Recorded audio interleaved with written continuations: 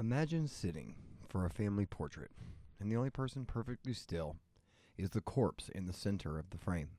A lock of their hair is braided into a ring on your finger. Their eyes are painted to look gently closed, their body posed as if in sleep. It's not a horror film, it's home. It's the living room. It's the 19th century. Tonight on Blood Moon Radio, we will walk into a parlor where grief is a jewelry, memory is metal, and photography is a final rite. This is a world of Victorian memento mori, those reminders that say softly and insistently, remember, you must die.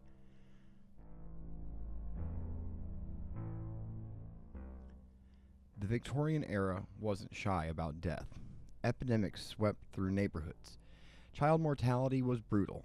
When loss is frequent, rituals multiply. By the 1840s, photography arrived like a miracle. An affordable memory machine, if you will.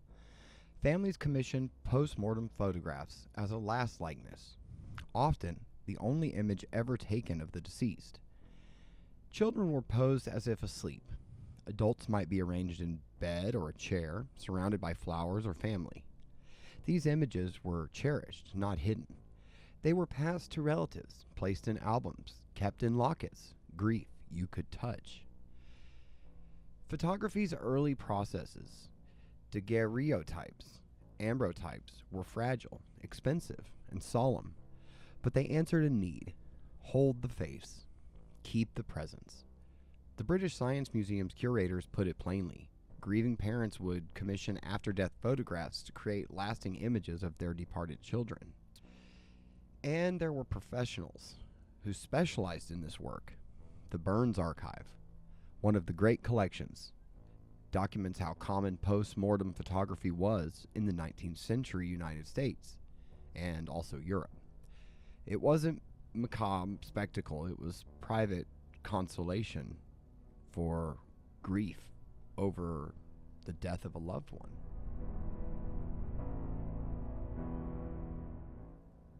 There's another deeply intimate practice, hair work. Taking a lock of hair from the dead and transforming it into wearable memory, rings, brooches, pendants, even intricate wreaths braided from human hair. Hair doesn't decay like flesh, it endures. For Victorians, it was the perfect relic, part body, part symbol. The fashion surged after one royal loss changed the world wardrobe.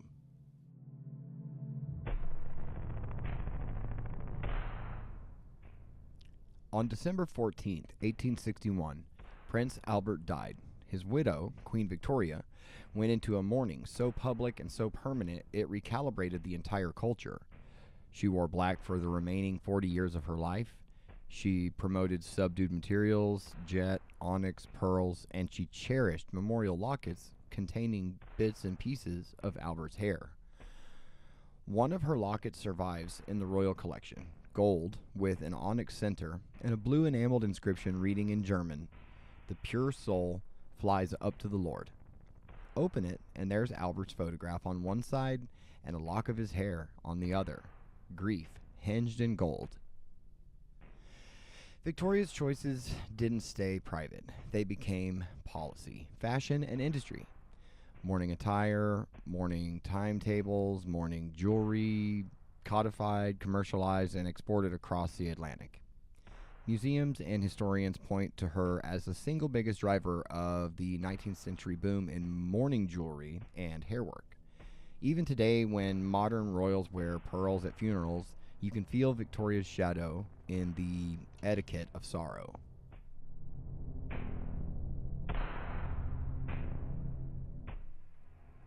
Four years after Albert's death in April 1865, the United States watched Abraham Lincoln die by assassination. America's mourning took many forms: processions, photographs of the funeral train, black crepe on doorways, but also quieter relics: hair. In the 19th century, clipping a lock wasn't ghoulish, it was intimate.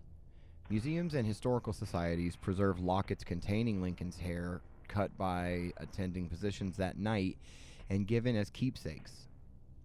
One ornate gold locket held a lock cut by Dr. Charles Taft, dated April 15, 1865, and engraved to say so. Another hair locket, donated by a prominent Massachusetts family, traces its provenance to Lincoln's bedside. In an era before DNA kits and selfies, a strand of hair was proof, presence, and prayer. These objects still surface at auction occasionally, making headlines and reminding us that mourning wasn't just fashion. It was archiving a nation's loss.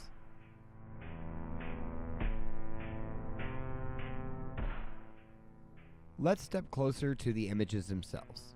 If you've scrolled the internet, you've seen the uncanny Victorian portrait, a person impossibly still, a metal stand behind their back, rumors whispering they're dead. Here's the truth. Those stands were for the living, devices to help sitters keep still during exposures, not to prop up corpses.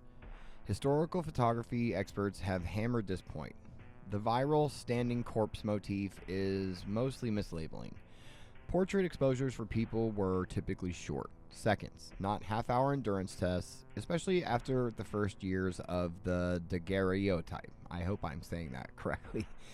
The best tell in a real post-mortem photo isn't a stand. It's the stillness of the dead versus the slight motion blur of the living around them. So, beware of the internet graveyard of mislabeled pictures. The real practice is documented by archives and museums, but much that circulates online are living sitters mistaken for the dead.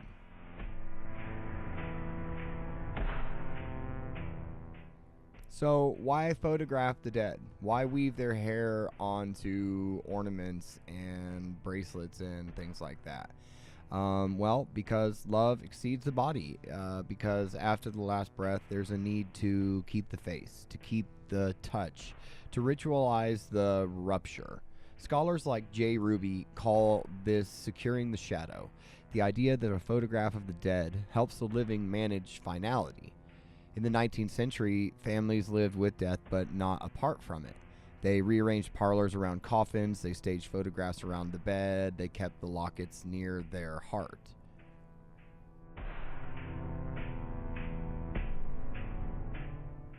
Picture a mother in 1870. Her baby has died overnight of scarlet fever. In the morning, a photographer arrives. He's quiet. He's done this before. He arranges the child with flowers and a favorite blanket. He lifts the cap from the lens, counts the seconds, covers it again. When the plate is fixed, an image blooms, silver gray. The baby is asleep forever. For the family, it's the first and only photograph. Now, another scene. A jeweler's bench in 1862. A widow brings a lock of hair. The artisan splits it into threads, braids it into an intricate knot, seats it under glass in a gold brooch edged with black enamel. It's wearable mourning, and it owes its fashion moment in no small part to a queen who would not lay grief down.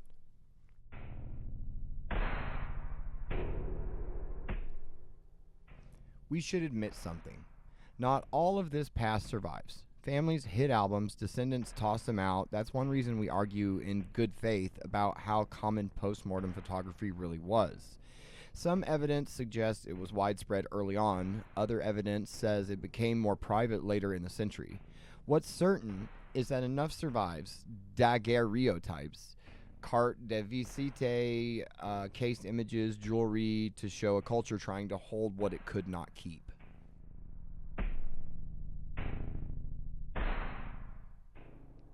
Let's hold our two anchor stories again.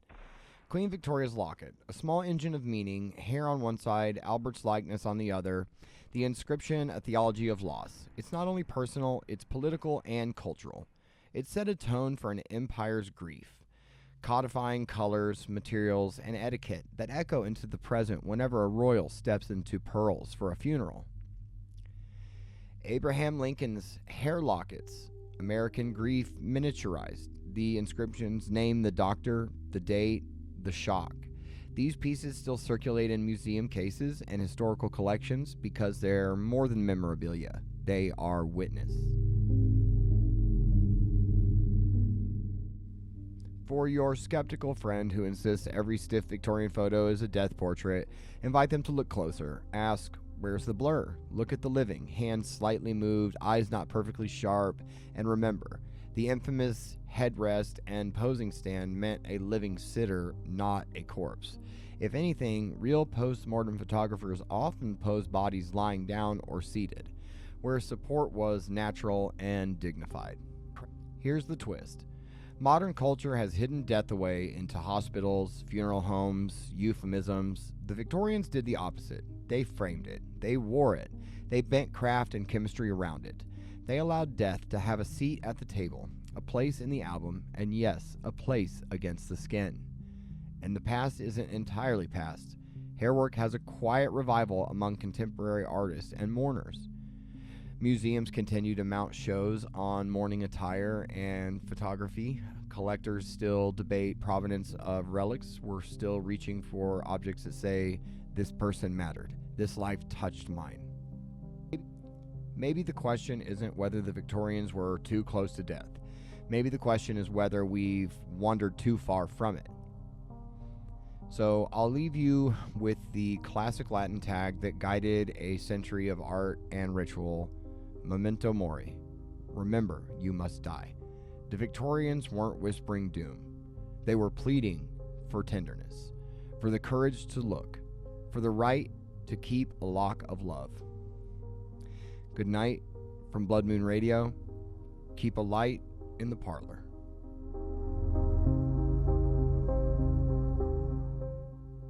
One thing I'd like to say is that I will be making a change pretty soon to the podcast. I believe I'm going to be adding a co-host so that we can have some more full-on conversations. I believe I'm still going to do the stories, and I really enjoy that myself, and doing the research on these things and putting the scripts together myself and all that. So if you like what you hear, like and subscribe. And then here pretty soon we're going to have what I am wanting to call the Blackout Broadcast, which is going to be, like I said, with a friend of mine, and we're going to be putting it on platforms like TikTok, of course, and then YouTube, and we'd like you to be a part of it. So again, if you like the stories and you'd like to support, just like and subscribe. It's free. And I hope you guys have a good night. Thank you for listening to Blood Moon Radio.